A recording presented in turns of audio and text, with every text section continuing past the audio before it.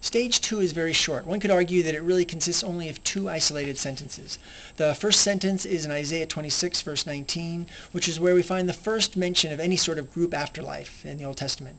As far as I can tell, this passage actually only refers to afterlife of Israelites. Your dead, meaning the children of Israel, shall live. Their corpses shall rise. O dwellers in the dust, awake and sing for joy. And the second sentence, and as far as I can tell, it's the last Old Testament passage that refers to any sort of group afterlife, is in the book of Daniel. And and Daniel expands upon this idea of the afterlife by saying there'll be two separate categories, one for the wicked and one for the righteous. Okay, this is from Daniel chapter 12, verse 2. And many of them that sleep in the dust will awake, some to everlasting life, and some to shame and everlasting contempt. Now this is a significant contrast to Genesis 3 verse 19, which only tells us, unto dust thou shalt return. No hint there whatsoever about the dust ever awaking again, which is the opposite of what Daniel tells us, which is that those who sleep in the dust will awake.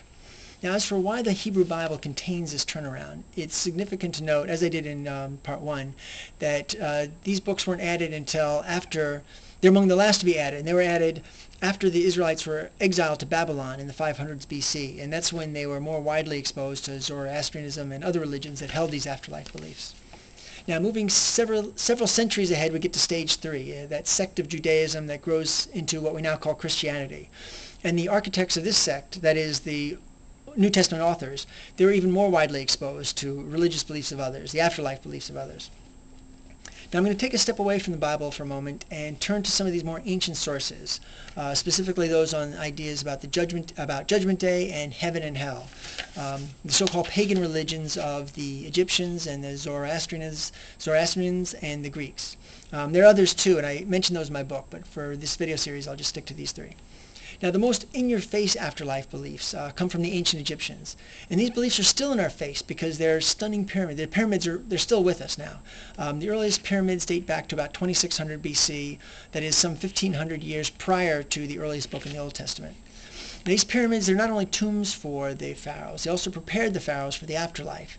That is, they served as storage areas for all the things that the Egyptians guessed the pharaohs might want or might need in the next world. That is, furniture or food or jewels or gold. Now, when we read ancient Egyptian texts, we can also see that they believed in a judgment day.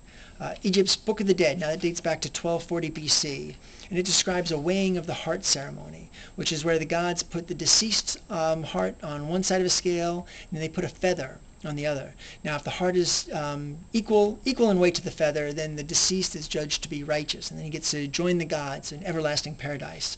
If the heart is heavier than the feather, then the deceased is judged to be wicked, and then the heart gets devoured by this goddess Amumet, who's recognized because she has the mane of a lion and the head of a crocodile. Now I'm going to read a prayer here from the Egyptian Book of the Dead, and it's for those about to face judgment, and they're pleading their case for why they deserve a ticket into heaven. Now the prayer I'm about to read, it was written over 3,000 years ago, and it's aimed at Egyptian gods. So in other words, everything about the setting is alien to us here in modern America. That is, the time and the place and the religion. Yet when we listen to the sentiments of this prayer, they're surprisingly similar to the sentiments in prayers we might hear today. Or maybe it's not so surprising, because many of us still have some of these same fears. Fears of dying or fears of what may lay ahead after we die. Okay, here's the prayer. Homage to you, O ye who dwell in the hall of justice. I have not committed sin. I have done no act of deceit. I have done no evil thing, and I have not borne false witness. Therefore, let nothing evil be done to me. I have lived upon truth. I have fed upon truth. I have performed the things which gratify the gods. I have given bread to the hungry man and water to him that was athirst, and apparel to the naked man, and a ferry boat to him that had no boat.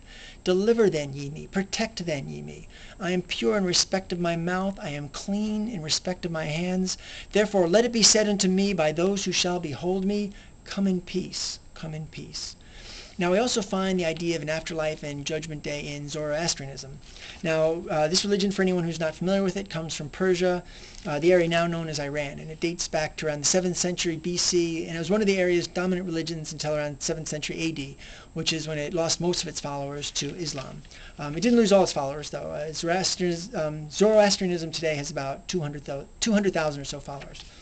Anyway, Zoroastrianism tells us that Judgment Day will consist of something even more dramatic than that heart-weighing ceremony of the Egyptians.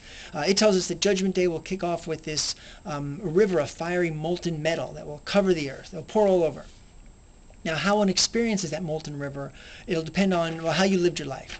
Here's an excerpt from chapter 30 of the Zoroastrian book Bundahishn.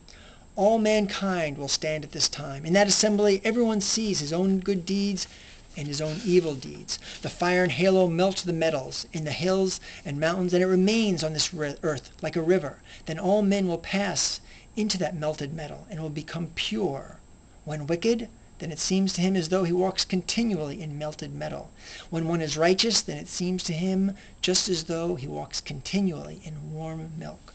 Now, the ancient Greeks also wrote about afterlife beliefs centuries before the time of Christ, and I'll get to that in part 3.